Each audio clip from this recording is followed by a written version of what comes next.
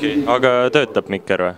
Ma arvan, et juba ammu töötab ja tegelikult on juba mõnda aega filminud. Okei, no super, aga siis ma stardin sellega, et ma olen Henri ja ma olen ametilt tegelenud koreograaf lavastaja, aga täna õhtul siin siis muusikaliselt poolelt on nagu rohkem selline eksperimentaalne ambient nagu kava.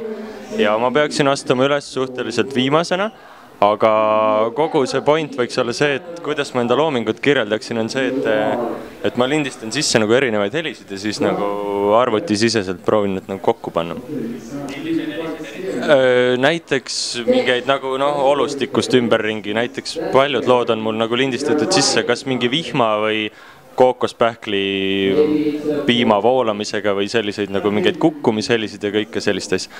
Ma tervitaksin Kaiet ja Hannest ja Mihkel Ilusat ja siis kogu seda Pöffi tiimi ja Kraali tiimi ja siis sellega ongi kõik. Tšau!